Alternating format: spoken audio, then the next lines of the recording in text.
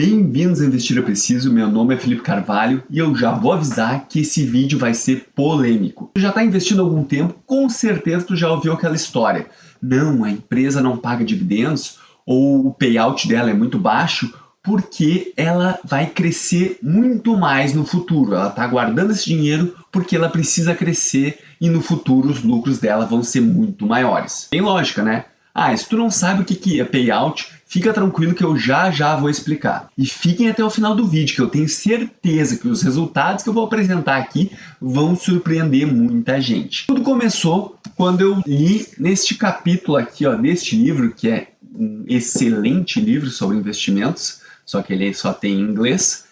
Ele estava falando num capítulo que era sobre investir com base em dados e não com base em histórias. E aí nesse capítulo ele fala sobre o resultado desse estudo, desse artigo que eu vou mostrar agora para vocês. O nome do artigo já entrega basicamente o resultado dele. E para quem não está com o inglês afiado, eu vou traduzir aqui o título do artigo, que é mais ou menos assim: surpresa, dividendos maiores igual a maior crescimento de lucros. Esse estudo ele tentou analisar se o índice de payout ele poderia ser utilizado para estimar o crescimento dos lucros dos próximos 10 anos, para ser mais exato. E eu falei que eu ia explicar o que é payout e agora é o momento e é muito simples.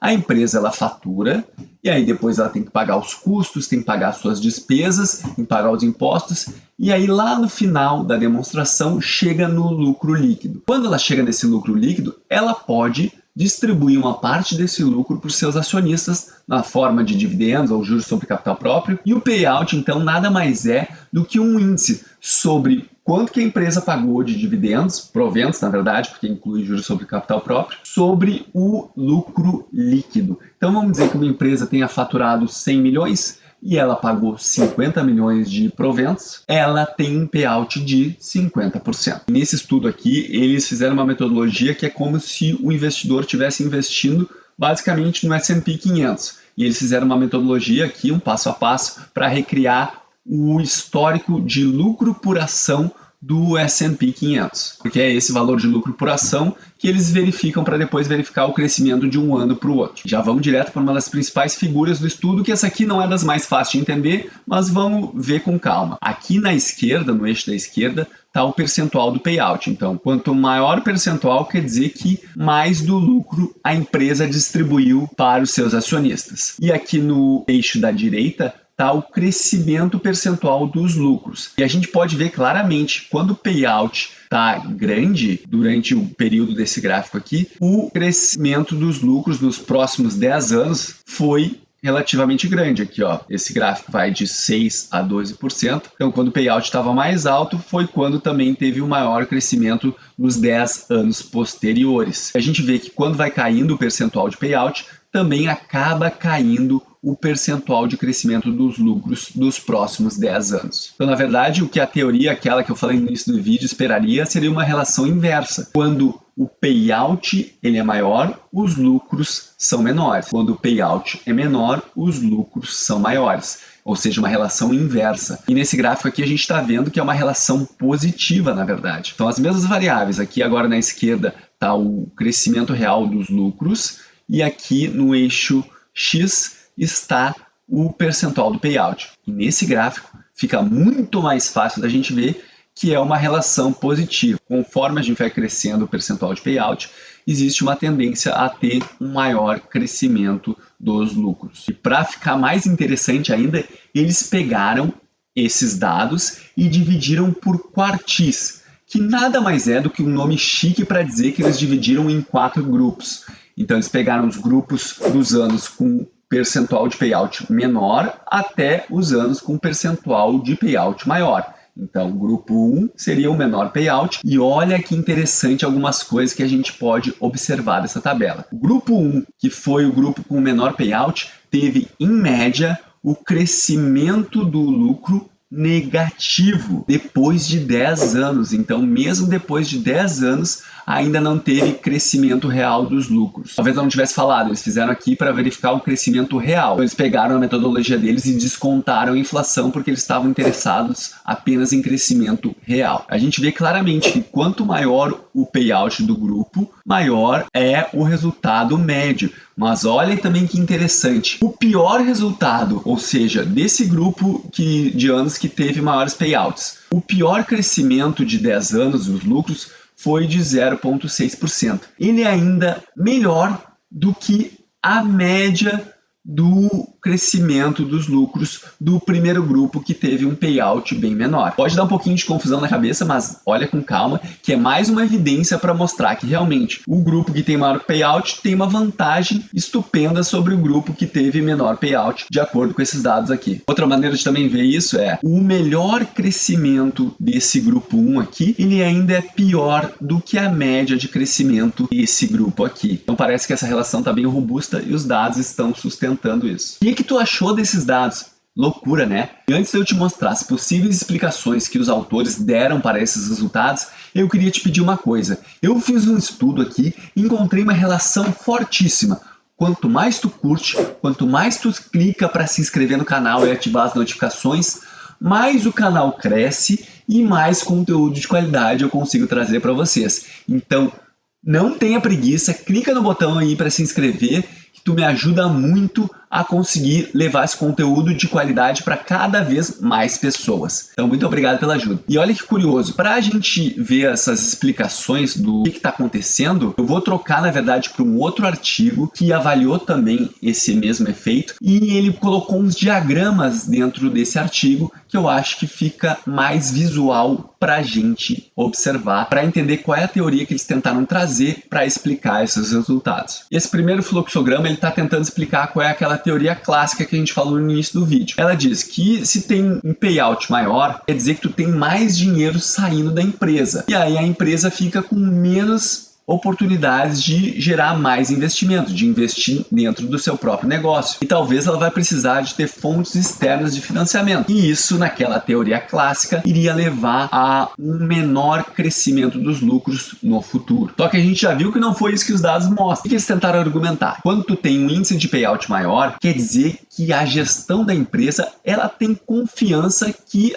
a empresa vai continuar tendo bons resultados, porque as empresas não gostam de alterar muito bruscamente a quantidade de dividendos que elas pagam. O mercado, às vezes, não gosta muito disso. Então, na verdade, esse índice de payout seria uma sinalização interna da gerência da empresa, que tem muito mais informações do que a gente, que é público externo, tem, sobre qual vai ser o desempenho futuro da empresa. Ele também diz que daqui a pouco, dessa forma, eles conseguem fazer um uso mais eficiente de recursos, através de recursos externos, se eles conseguem se financiar com taxas menores do que as taxas de retornos que os projetos que a própria empresa tem, e tendo um payout maior, acaba sendo reduzido um pouco desse conflito do principal e da agência, que é uma teoria aqui, que eu não vou entrar com muitos detalhes, mas pelo que eu vi dessa teoria, ela basicamente diz que quando tu tem uma pessoa intermediando o interesse de outras, no caso aqui seria nós, os acionistas, os investidores, nós temos a gerência da empresa que toca o dia a dia, que digamos está representando os nossos interesses. Ou não, daqui a pouco eles estão tomando decisões só pensando neles e não estão nem aí para os acionistas. Essa teoria diz que em alguns momentos esses interesses podem estar desalinhados, o que pode fazer com que as decisões da empresa não necessariamente sejam as decisões que gerem o máximo de valor para o acionista. Então aqui são algumas hipóteses e tudo isso acaba levando, como os dados mostraram, a um maior crescimento futuro dos lucros. Outra teoria que os autores do estudo original falaram seria uma teoria que daqui a pouco a empresa ela começa a ficar numa mentalidade de criar um império. Não, eu quero dominar o mercado, eu vou entrar em novos negócios, vou comprar outros participantes e daqui a pouco ela acaba sendo menos seletiva nessa expansão e os projetos futuros acabam não trazendo tanto retorno quanto os projetos passados. E isso faz com que esse crescimento futuro não seja tão grande quanto o esperado. Talvez se aquele valor fosse distribuído para os acionistas,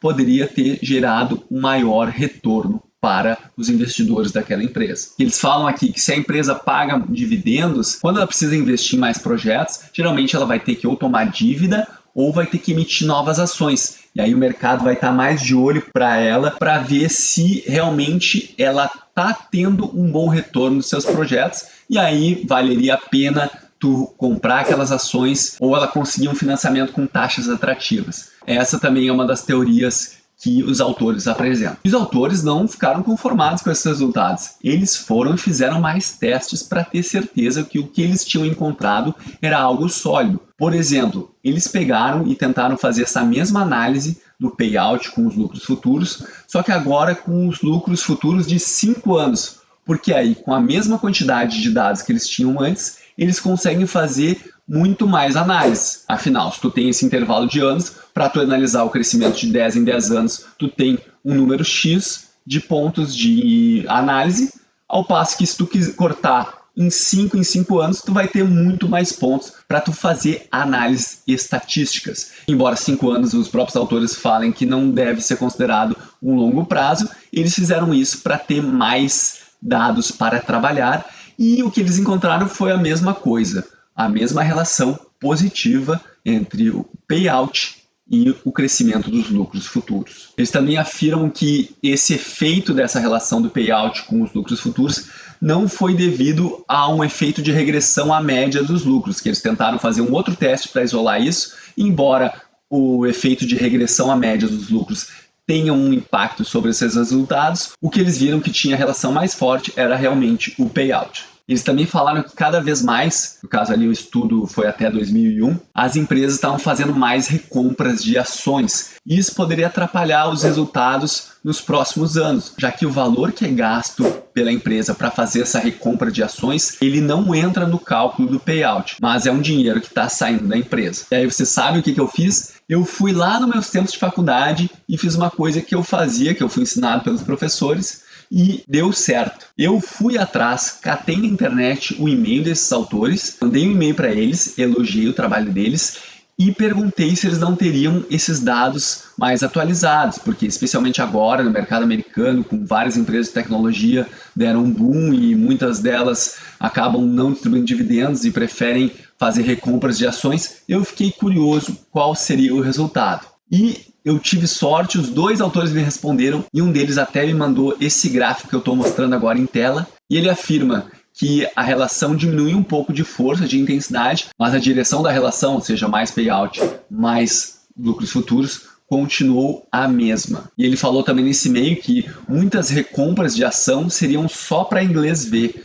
que na verdade as próprias empresas recompram as ações só para darem como opções de remuneração para os seus cargos de gerência. Não necessariamente a empresa compra e cancelaria aquelas ações para gerar mais valor para os investidores como um todo. E eu fiquei pensando, isso ele não disse, se talvez esse enfraquecimento da relação que ele falou não é por causa de mais empresas estarem fazendo recompras de ações. Pode estar pensando, Felipe, mas isso é um estudo. Daqui a pouco eles tiveram algum erro nesse estudo e esses dados aí a gente não pode confiar, porque não faz sentido a empresa pagar mais e ter maior crescimento futuro dos lucros. Pois é, a primeira vez que eu li no livro eu também achei bem estranho.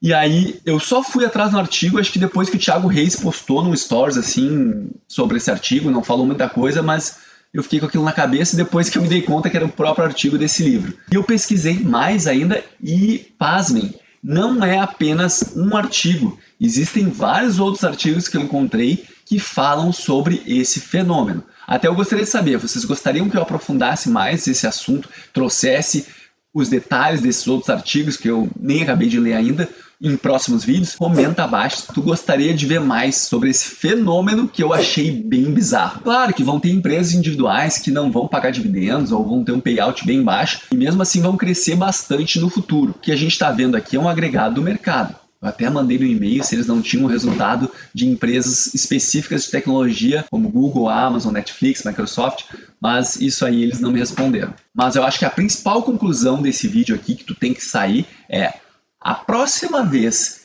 que tu vê alguém contando uma bela teoria de que a empresa está retendo os lucros porque ela vai crescer mais no futuro, lembra que nem sempre os dados eles corroboram essa linda teoria. Uma frase bem interessante do Benjamin Franklin diz: uma das grandes tragédias da vida é o assassinato de uma bela teoria por uma gangue de fatos brutais. E o que tu achou desse estudo? Deixa nos comentários. Lembre-se que investir é preciso. Grande abraço e até a próxima.